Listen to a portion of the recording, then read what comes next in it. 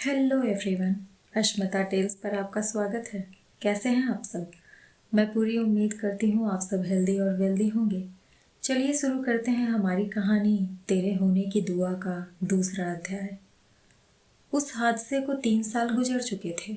मुंबई में सुबह सुबह खिड़की से आती रोशनी में एक लड़का अपने बिस्तर पर सोता नजर आया। उसने अपनी आंखों पर हाथ रखा और उठा। ये अथर्व था। उसने अपनी बेड थोड़ी बढ़ा ली थी। वह फ्रेश होकर जिम के कपड़े पहन एक्सरसाइज करने चला गया। करीब 1 घंटे बाद वो वापस आया और बाथरूम में नहाने चला गया। नहाकर उसने क्लोजेट रूम में अपने कपड़े पहने, फिर कबर्ड के ड्रॉअर से एक फाइल निकालने लगा। तभी फाइल के साथ एक फोटो नीचे गिर गई। उसने उस फोटो को फर्श से उठाया। उस फोटो में अथर्व और शिवांगी थे। ये तस्वीर पुलिस स्टेशन में एक कबीर ने ली थी। दोनों के चेहरे पर सख्त एक्सप्रेशन थे। उसने तस्वीर को देखते हुए कहा, 24 घंटे भी नहीं चल पाया हमारा रिश्ता और तुम मुझे छोड़कर चली गई। मैं तो तुमसे यह भी नहीं कह पाया शिवांगी कि मैं तुमसे कितना प्यार करता हूँ। जब पहली बार मिला था तभी तुम मुझे अच्छी लगने लगी थी। 1 हफ्ते तुम्हारे साथ रहते हुए ऐसा लगा जैसे ना जाने कितने सालों से हम दोनों एक दूसरे को जानते हैं। कभी एक दूसरे से कुछ भी कहने के लिए हमें अपने आवाज का सहारा नहीं लेना पड़ता था। तो फिर तुम मेरे दिल की बात क्यों नहीं समझ पाई? तुम्हें पता है, मैंने हम दोनों की शादी भी कोर्ट में रजिस्टर करवा दी है, इसी फोटो के बेसिस पर। लीगली तुम मेरी वाइफ हो। बस मेरे साथ नहीं हो, लेकिन जल्दी ही मेरे सामने होगी। उसके चेहरे पर मौजूद दुखी भाव अब गुस्से में तब्दील हो गया था। उसने वो फोटो वापस कवर्ड के ड्रॉअर में रखा और उसे लॉक कर दिया और अपने बैग में वो फाइल डालकर बाहर निकल गया। वो नीचे आया। अथर्व ने अपना बैग हॉल के सोफे पर रख दिया, फिर डाइनिंग एरिया की तरफ बढ़ गया। वहां पहले से मध्यम आयु के महिला और पुरुष बैठे थे। उन्हें ग्रीट किया। Good morning mom, good morning dad. दोनों ने उसे ग्रीट किया। Good morning Atharva. ये दोनों थे करण कपूर और अंजलि कपूर। करण कपूर शहर के एक नामी वकील थे। कहा जाता था अगर कोई भी केस हाथ में लेते तो उसे जीत कर रहते थे, लेकिन ये हर केस को एक्सेप्ट नहीं करते थे। कभी कभी किसी के लिए वो फ्री में भी केस लड़ते थे अगर उन्हें वो केस सही लगता था। उनकी अपनी लॉ फर्म थी, कपूर लीगल सॉल्यूशंस। अंजलि कपूर पेशे से डॉक्टर, वो एक कार्डियोलॉजिस्ट थी और शहर के फेमस हॉस्पिटल चरक हॉस्पिटल में काम करती थी। अथर्व एक न्यूरोसर्जन बन गया था और उसी हॉस्पिटल में काम करता था। तभी वहां एक 24 साल की लड़की आई।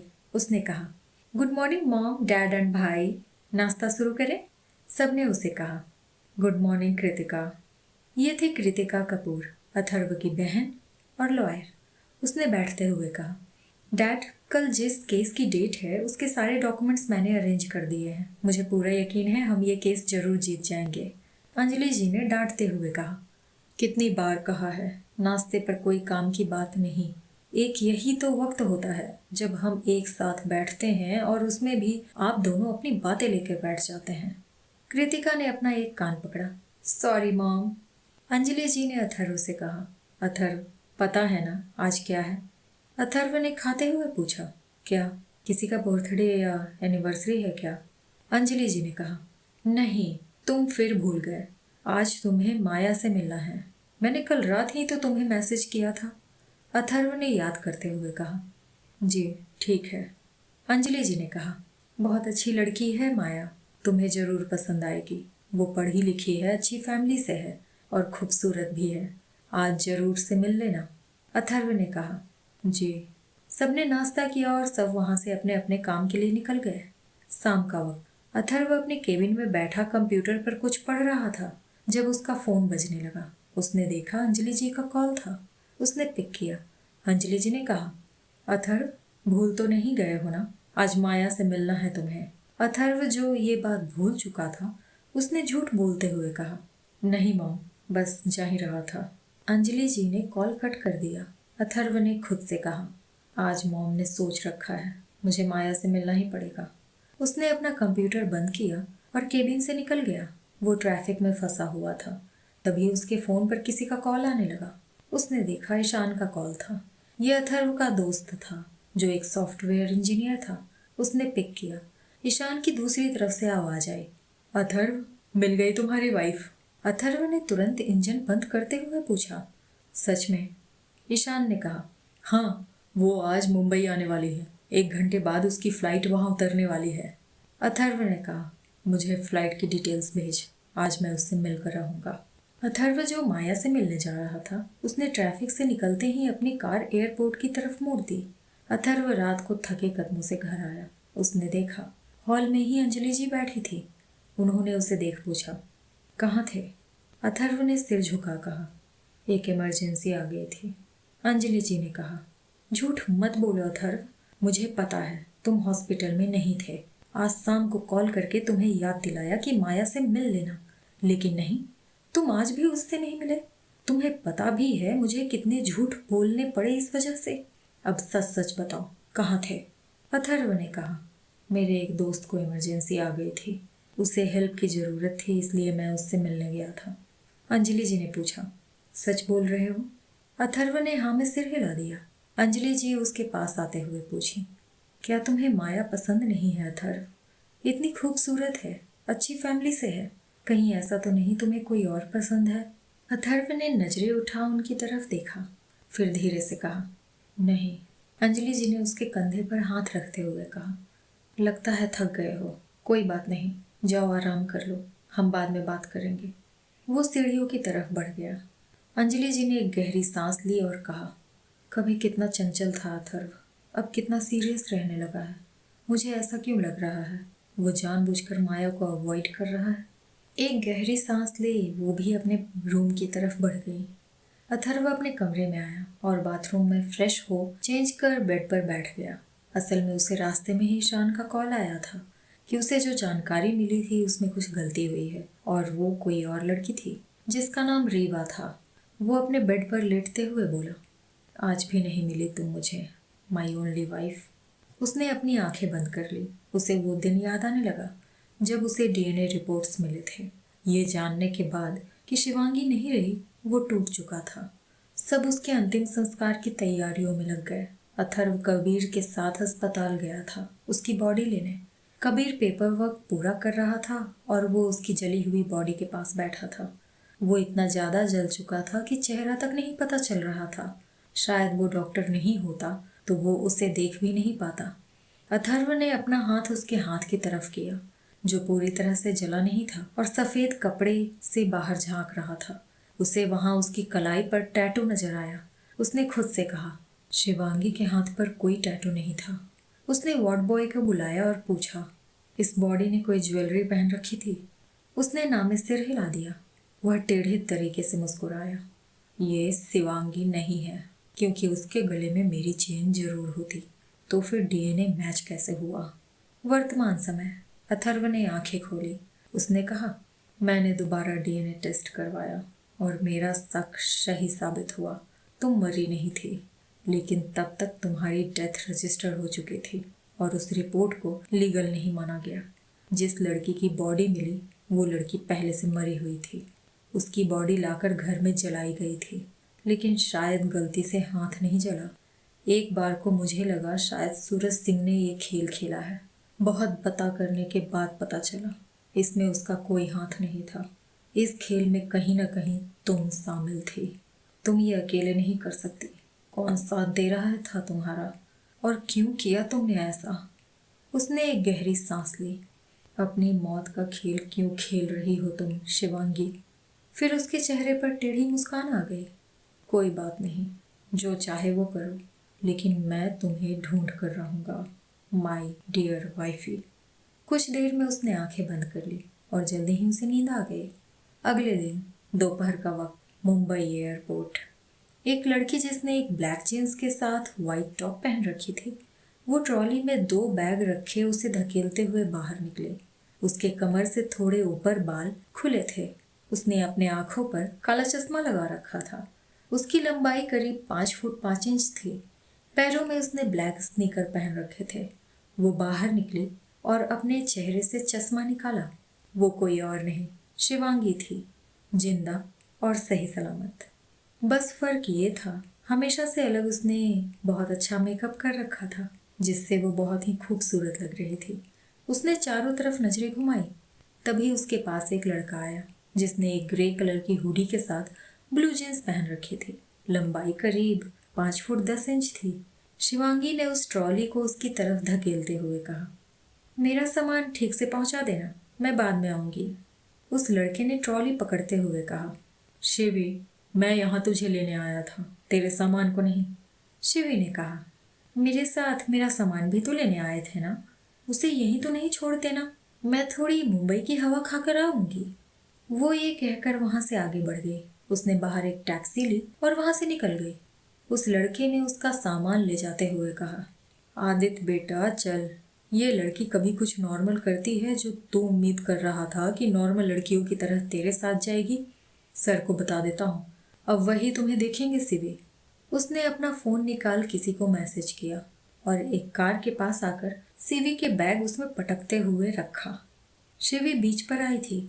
उसने समुद्र की तरफ देखते हुए कहा, जब पहली बार मुंबई आई थी तब यहीं आई थी, तब भी इस पानी को देखकर तुम्हारी याद आई थी और आज भी तुम्हारी याद आ रही है, अथर्व कपूर। वो सूरज को अरब सागर में डूबते हुए देख रही थी, साथ में अथर्व की यादों में खोई थी। तभी उसके बगल में कोई आकर बैठा। शिवी ने तुरंत उसकी तरफ देखा और कहा, आप? वहां एक मध्यम उम्र के आदमी बैठे थे जिन्होंने व्हाइट शर्ट के साथ ब्लैक पैंट पहन रखी थी, पैरों में काले जूते, हाथ में रिस्ट वॉच थी और उनके बाल में थोड़ी सफेदी आने लगी थी। उन्होंने उसे देख कहा, क्या हुआ, यहाँ बैठकर हमारी पहली मीटिंग याद कर रही हो? शिवी ने तिरछी नजरों से उन्हें देखते हुए कहा, मैं आपसे पहली मीटिंग क्यों याद करूंगी? उस आदमी ने कहा, अरे हम पहली बार यहीं तो मिले थे। शिवी ने सामने देखते हुए कहा, तो क्या फर्क पड़ता है, उस दिन भी आप मेरा पीछा करते हुए यहाँ आ गए थे। मैंने आपको नहीं कहा था कि आप यहाँ आए और मुझसे मिले? आज की तरह मैं अकेले रहना चाहती हूँ, जैसे आए थे वैसे चले जाइए। उस आदमी ने कहा, मैं तुम्हारा सीनियर हूँ शिवी, थोड़ा तो रिस्पेक्ट करो। शिवी ने कहा, मुझे बिना बताए मेरी लाइफ में दखल देने वाले की मैं रिस्पेक्ट नहीं करती। एक तो मेरी शाम खराब कर दी यहाँ आकर। ये सुन वो आदमी बोले, मैंने तुम्हारी शाम खराब कर दी? पता भी है, एक वक्त था जब लड़कियां मेरे आगे पीछे घुमा करती थीं और तुम्हारी शाम मेरे आने से खराब हो गई। शिवी ने उनकी तरफ मुड़ते हुए कहा, वो भूतकाल की बात थी, अभी की बात कीजिए। मेरे पीछे अभी भी लड़के घूमते हैं, देखिए सारे लड़कों की नजर मुझ पर ही है। उन्होंने चारों तरफ देखा, सब सच में शिवी को ही देख रहे थे। वो मुस्कुरा दिए, कहीं तुम इसलिए तो गुस्सा नहीं हो? अब मुझे सब तुम्हारा पिता समझ डर से तुम्हारे पास कोई नहीं आएगा। शिवी ने सारे लड़कों को देखते हुए कहा, क्या काम था मिस्टर कुलकर्णी, आप ये बताइए। मिस्टर कुलकर्णी बोले, तुम मेरा नाम कैसे ले सकती हो? तुम्हारे पिता के उम्र का हूं मैं। मुझे अगर सर नहीं बोलना तो कुलकर्णी अंकल बोलो। शिवी ने कहा, मैं सोच रही हूँ क्यों ना मैं आपको सीधे शैलेश कुलकर्णी ही बोलूं। ये है शैलेश कुलकर्णी, शिवी के सीनियर, जो आदित्य के ये कहने पर कि शिवी उसके साथ नहीं आई उससे मिलने आ गए थे। भले ही शैलेश जी शिवी के सीनियर थे, लेकिन वो शिवी के लिए उसके फादर फिगर थे और उन दोनों के बीच बिल्कुल दोस्तों जैसा रिश्ता था। इसलिए दोनों एक दूसरे को कुछ भी कहने से पहले सोचते नहीं थे। शैलेश जी ने उसे आंखें छोटी कर घूरते हुए कहा, मैंने गलती कर दी तुम्हें इस देश से बाहर भेजकर। कुछ दिन बाहर क्या रही, इस देश के संस्कार भूल गई। मुझे मेरे नाम से बुला रही हो? लगता है तुम्हारे कान मरोड़ने पड़ेंगे ताकि सारे संस्कार याद आ जाएं। शिवी वहां से उठकर हंसते हुए भागते हुए बोली, संस्कार उस संस्कार को सिखाइएगा, मुझे नहीं। शैलेश जी ने सीरियस होते हुए कहा, शिवी, तुमसे कुछ जरूरी बात करनी थी, इसलिए तुम्हें बुलाया था। एक बहुत ही इम्पोर्टेंट काम देना है तुम्हें। मुझे लगता है वो सिर्फ तुम ही कर सकती हो। सिवी सीरियस हो गई और उनके पास आते हुए बोली, चलिए कार में बात करते हैं। दोनों एक काले रंग की कार की तरफ बढ़ गए जो सड़क के किनारे पर खड़ी थी। कार में दोनों के बैठने के बाद वह चल पड़ी। शैलेश जी ने कहा, शिवी एक डॉक्टर है जो इस वक्त एक बहुत ही इम्पोर्टेंट रिसर्च कर रहा है। अगर वो इस रिसर्च में सफल हो गया तो इंडिया की मेडिकल जर्नी में मील का पत्थर साबित होगा। लेकिन कुछ लोग नहीं चाहते कि वो इस रिसर्च को पूरा करे। दुश्मन देश के लोग उसे रोकने के लिए कुछ भी कर सकते हैं। मैं चाहता हूँ तुम उसकी सेफ्टी का ख्याल रखो। इस फाइल में उसकी डिटेल्स हैं, देख लो। उन्होंने उसकी तरफ एक फाइल बढ़ाई। सीवी ने उसे खोला और देखा। उसमें सबसे ऊपर एक फोटो थी, और ये फोटो किसी और की नहीं, अथर्व कपूर की थी। सीवी उसकी फोटो देख शौक हो एक पल के लिए उसे आंखें फाड़े देखने लगी, लेकिन अगले ही पल वो नॉर्मल हो गई। लेकिन शैलेश जी की नजर से ये नहीं छुप सका। वो उसे ही ध्यान से देख रहे थे। उन्होंने मन में कहा, ऐसा क्या है तुम दोनों के बीच? एक तरफ अथर्व तुम्हें ढूंढ रहा है और दूसरी तरफ तुम उसकी फोटो देखकर चौंक गई। कहीं तुम इस काम के लिए मना तो नहीं कर दोगी? सीवी उसकी डिटेल्स पढ़ उन्हें देखते हुए बोली, मुझे कोई प्रॉब्लम नहीं है, मैं इस काम के लिए रेडी हूँ। शैलेश जी ने मुस्कुराते हुए कहा, अथर्व मेरे बचपन के दोस्त का बेटा है, इसलिए मेरे भी बेटे जैसा है। तो तुम उसका ठीक से ख्याल रखना, उसे कुछ ना हो। इस बात का ख्याल रखना उसे तुम्हारे बारे में पता ना चले। उसे शायद ये पसंद नहीं आएगा कोई इस पर नजर रख रहा है। शिवी ने कहा, जी। फिर मन में बोली, लगता है फिर से आपसे मुलाकात हो ही जाएगी अथर्व कपूर। शैलेश जी की कार एक बिल्डिंग के सामने रुकी। ड्राइवर ने कहा, सर हम पहुंच गए। शैलेश जी ने सीवी से कहा, आज जाओ, आराम कर लो, कल से तुम्हें काम पर लगना है। तुम्हारे साथ एक टीम तैयार कर दी है। कल संस्कार तुम्हें वहां ले जाएगा जहां अथर्व रहता है। उसके घर के सामने वाले घर में ही तुम सब रहोगे। शिवी ने हाँ में सर हिला दिया और कार से उतर बिल्डिंग के अंदर चली गई। शैलेश जी उसे अंदर जाते हुए देख रहे थे। उन्होंने फिर ड्राइवर से कहा, घर चलो। कार चल पड़ी। उन्होंने अपनी आंखें बंद कर सीट पर सिर टिका लिया और कुछ साल पहले की याद में खो गए। करीब 2 साल 6 महीने पहले उनके घर पर अथर्व आया था और उनकी स्टडी में बैठ दोनों बात कर रहे थे। अथर्व ने पहले कुछ इधर उधर की बात की और फिर उनके सामने एक लिफाफा बढ़ाते हुए कहा, कुलकर्णी अंकल, आप मेरे लिए एक छोटा सा काम करवा देंगे? शैलेश जी ने पूछा, क्या करवाना है? अथर्व ने कहा, आप एक डिटेक्टिव एजेंसी चलाते हैं ना, तो आप किसी को भी ढूंढ सकते हैं। मुझे किसी को ढूंढना है। शैलेश जी ने पूछा, किसे? अथर्व ने कहा, इसमें उस लड़की की फोटो है। शैलेश जी ने उस लिफाफे को ले खोल कर देखा। वो शिवी की फोटो देख थोड़ा शौक हो गए, लेकिन उन्होंने ये बात अपने चेहरे से बिल्कुल भी जाहिर नहीं होने दी। उन्होंने पूछा, कौन है ये और क्यों ढूंढना है इसे? अथर्व ने कहा, ये शिवांगी मेहता है।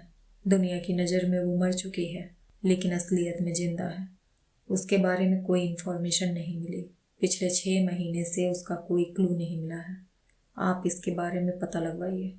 शैलेश जी ने उस फोटो को देखते हुए मन में कहा, उसे दुनिया की नज़र में मरा हुआ साबित करने में हमारा ही हाथ है, लेकिन अभी वजह नहीं बता सकते।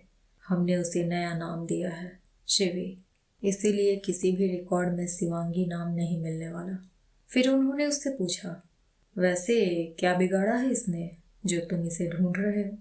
अथर्व ने उन्हें देखा, फिर नीचे देखते हुए कहा, कुछ खास छीन लिया है इसने। शैलेश जी ने पूछा, क्या? अथर्व ने कहा, इट्स पर्सनल। फिर मन में बोला, अब कैसे बताऊं मैं आपको, ये लड़की मुझसे शादी कर भाग गई है। अपनी भगोड़ी दुल्हन को ढूंढ रहा हूं मैं। उसके चेहरे पर गुस्सा आ गया। शैलेश जी उसे ही देख रहे थे। शैलेश जी ने पूछा, तुम तो दिल्ली में थे ना? अथर्व ने कहा, जी, लेकिन अब मुंबई शिफ्ट हो गया हूँ, अब यहीं रहूंगा।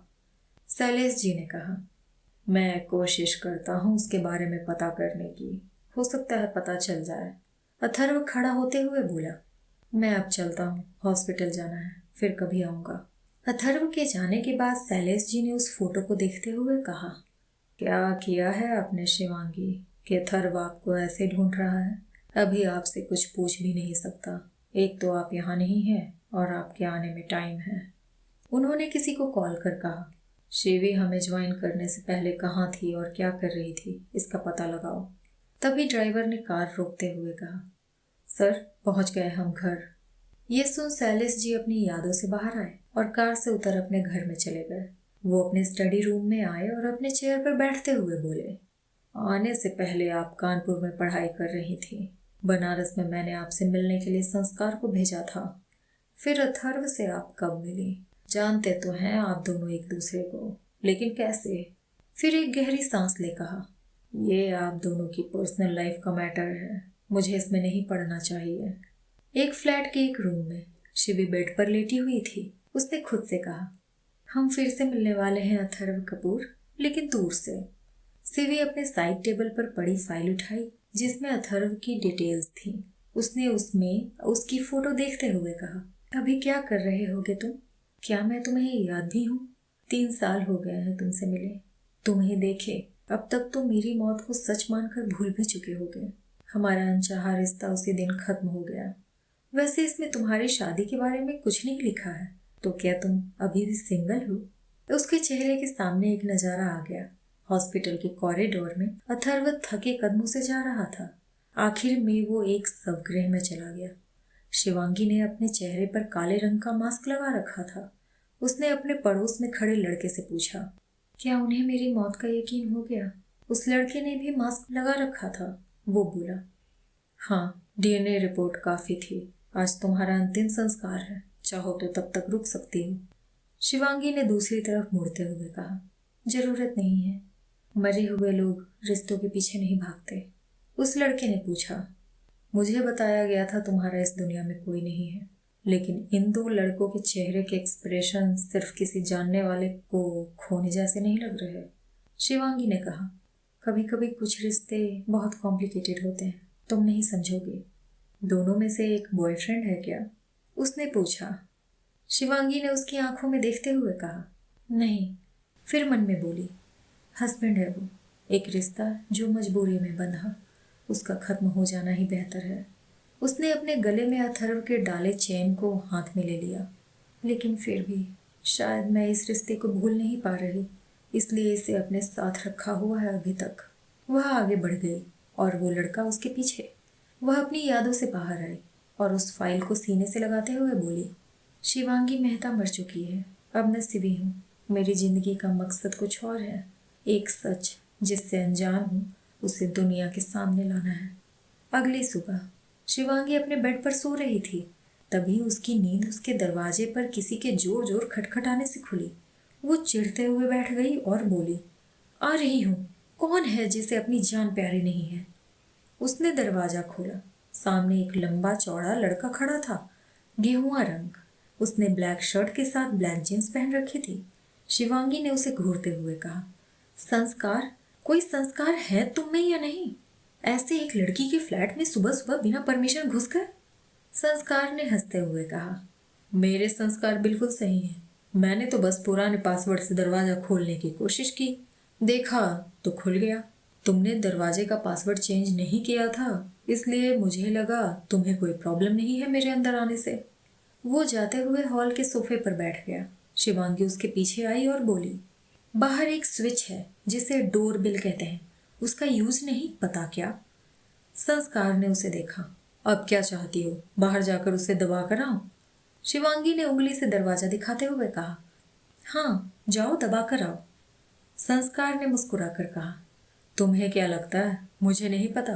तुम मुझे बाहर बंद कर दोगी, फिर पूरे 1 घंटे दरवाजा नहीं खोलोगी और सारे पड़ोसी मुझे अजीब नजरों से देखेंगे। मैं कहीं नहीं जा रहा, जाओ जाकर रेडी हो जाओ, हमें कहीं जाना है, बाकी लोग वहीं मिलेंगे।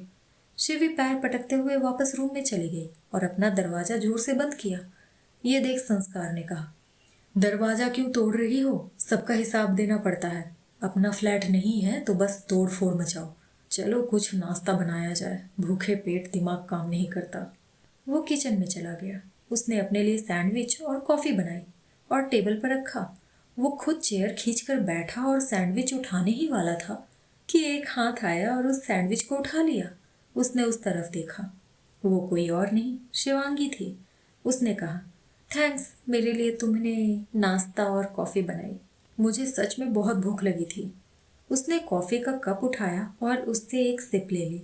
संस्कार उसे घूरते हुए देख रहा था। उसने गुस्से में चिल्लाते हुए कहा, वो मेरा था, तुम्हारी हिम्मत कैसे हुई मेरी प्लेट से खाना चुराने की? वो उठकर खड़ा हो गया। शिवी ने उसकी तरफ देखा और सैंडविच का एक और बाइट लेते हुए बोली, ठीक है, एक और बना लो, इतना गुस्सा करने की क्या जरूरत है, सैंडविच और कॉफी ही थी। तुम तो ऐसे बिहेव कर रहे हो जैसे मैंने तुम्हारी दोनों किडनी ले ली हो। वो चेयर पर बैठ गई और खाने लगी। संस्कार उसे अभी भी घूर रहा था, लेकिन सीवी को इस बात से कोई फर्क नहीं पड़ा।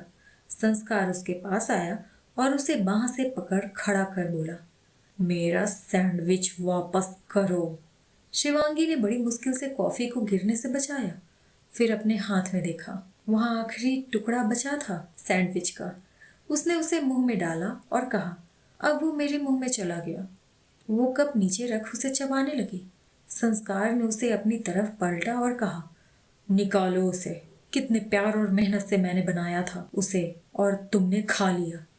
शिवी ने अपने मुंह से सब गले के नीचे उतारते हुए कहा, अब तो वो मेरे पेट में चला गया, अब कुछ नहीं हो सकता। वह कॉफी का कप ले वहां से चली गई।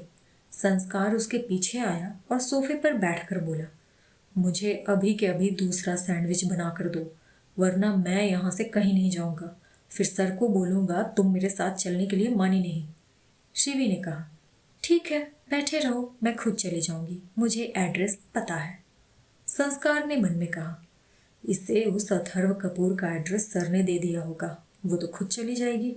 कोई बात नहीं, मेरे पास दूसरा आइडिया है इससे अपना सैंडविच वापस लेने का। उसने उसे घूर कर देखा। शिवी ने कहा, ऐसे देखने से मैं तुम्हें सैंडविच बनाकर नहीं देने वाली। संस्कार उठा और उसके रूम में गया। वह एक ट्रॉली बैग लेकर आया और बोला, अगर तुमने मेरी बात नहीं मानी तो मैं तुम्हारे सारे कपड़े फाड़ दूंगा। शिवी ने कहा, बैग में लॉक लगा है, तुम निकालोगे तब तो फाड़ोगे। संस्कार ने एक तिरछी मुस्कान दी और कहा, तो ठीक है, मैं इसे बैग सहित जला दूंगा। उसने अपने पॉकेट से एक लाइटर निकाल लिया। शिवांगी ने कहा, खबरदार, मेरे कपड़ों को कुछ हुआ तो मैं तुम्हारा मुंह तोड़ दूंगी। संस्कार ने आंखें छोटी कर पूछा, सैंडविच या कपड़े, डिसाइड कर लो। शिवांगी ने कहा, एक सैंडविच के लिए इतना नाटक, आ रही हूं लेकर। वो किचन की तरफ चले गए। संस्कार ने बैग नीचे रखते हुए कहा, कॉफी भी। कुछ देर में संस्कार किचन में खड़ा था और सिवी टमाटर काट रही थी। उसने कहा, मेरे सर पर यमदूत की तरह क्यों खड़े हो, जाकर बैठो, ले आऊंगी। संस्कार ने कहा, मुझे तुम पर भरोसा नहीं है, कहीं इसमें कुछ मिला दिया तो। शिवांगी ने खा जाने वाली नजरों से उसे देखा। उसने उसके लिए सैंडविच और कॉफी बनाई, उसने खाई। फिर दोनों अथर्व के घर के सामने वाले घर के लिए निकल गए। वहां जाकर सीवी सबसे मिली। वहां एक लड़की और लड़का थे। लड़की जो करीब शिवी की ही उम्र की थी। उसने रॉयल ब्लू कलर के टी शर्ट के साथ व्हाइट जींस पहन रखी थी। शिवी ने विधि के गले मिलते हुए कहा, हम फिर से एक साथ काम करने वाले हैं। विधि ने कहा, हाँ, ये प्रोजेक्ट भी अच्छे से करेंगे हम। फिर वो उस लड़के के गले मिली और बोली, विशाल, कैसे हो? विशाल ने कहा, अच्छा हूँ, फाइनली हम सब साथ काम करने वाले हैं। तभी संस्कार ने शिवांगी के बैग रखते हुए कहा, भरत मिलाप पूरा हो गया हो तो जाओ, अपना सामान ऊपर अपने कमरे में रखो। विधि, उसे उसका कमरा दिखा दो। शिवांगी ने पूछा, आदित्य कहाँ है? संस्कार ने कहा, हमारी टीम का सबसे मेहनती लड़का है वो, सुबह से अपने काम पर लगा है, अथर्व के पीछे गया है। कल से ये काम तुम करने वाली हो शिवी। शिवी ने मना करते हुए कहा, मैं क्यों, मैं उसकी बॉडीगार्ड नहीं बनने वाली। संस्कार ने कहा, तुम कुछ वक्त से इंडिया से बाहर थी ना, अपने देश, अपनी मिट्टी की कितनी याद आई होगी, इसलिए कल से तुम इस शहर के सड़क की धूल खाओगी। मैं इस टीम का लीडर हूँ, सब मेरी बात मानेंगे, तुम भी। वो वहां से एक रूम में चला गया।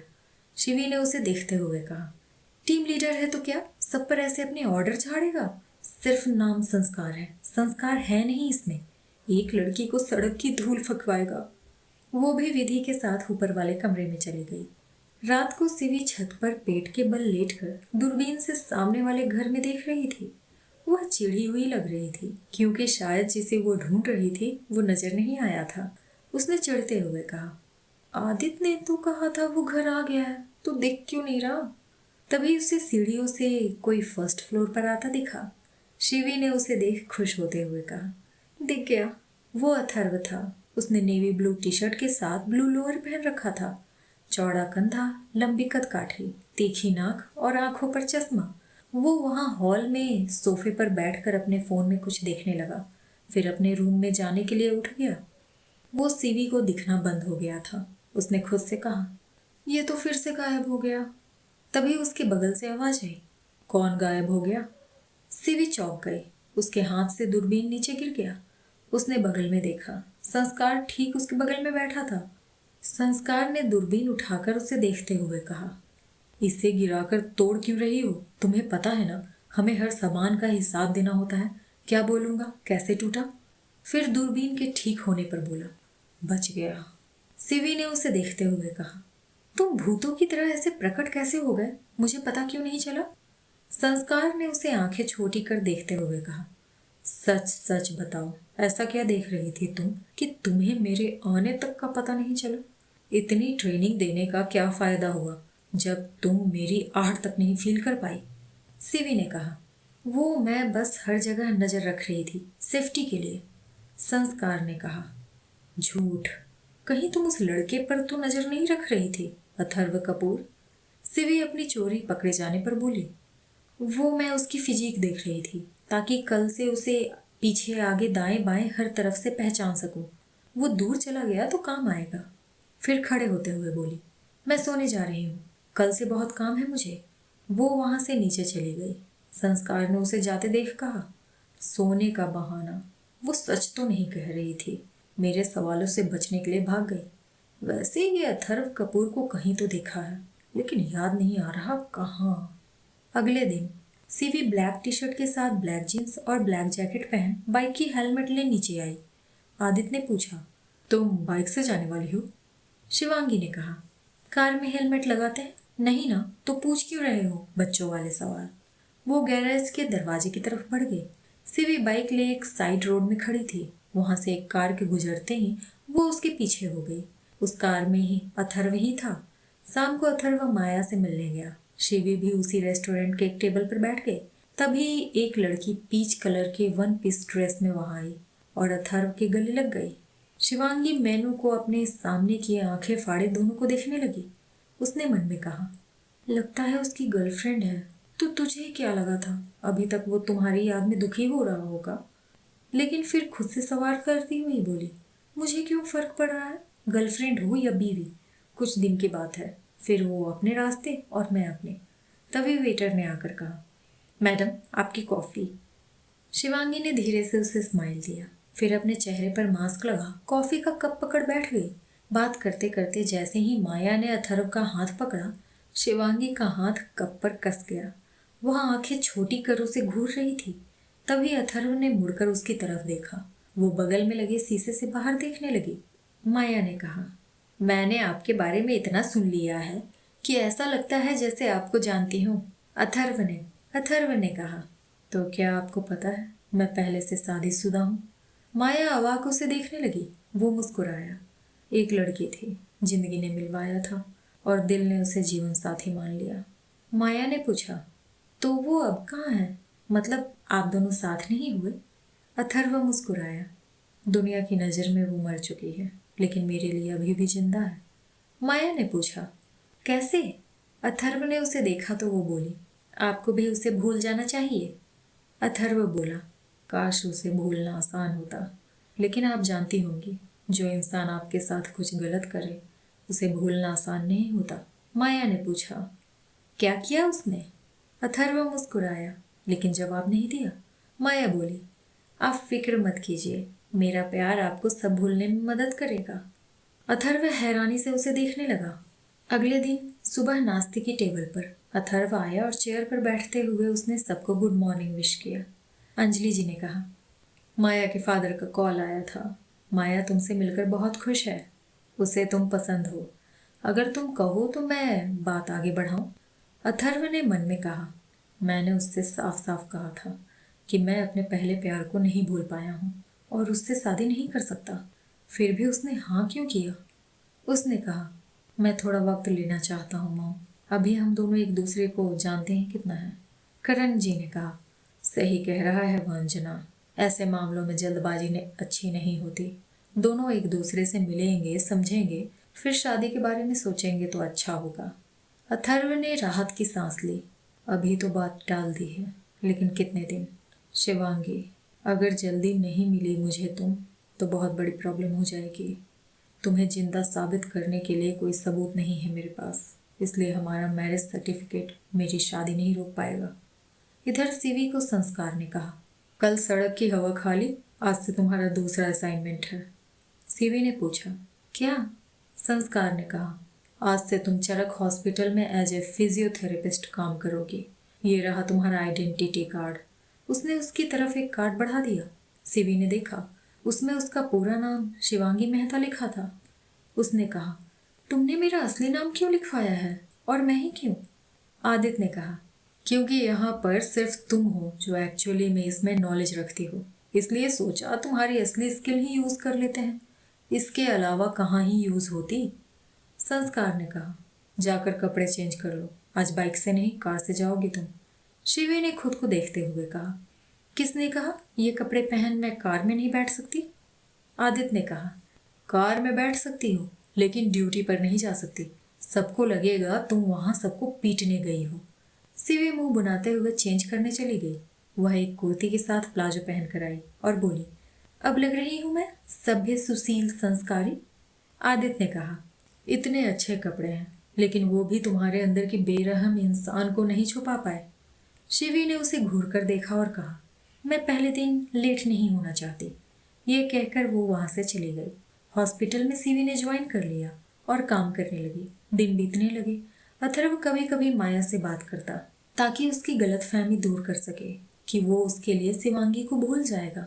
शिवी रोज अथर्व के पीछे जाती और उसके पीछे ही आती। अब तक किसी ने भी अथर्व को नुकसान पहुंचाने की कोशिश नहीं की थी। रोज की तरह रात को अथर्व हॉस्पिटल से घर आ रहा था। शिवी भी उसके पीछे थी।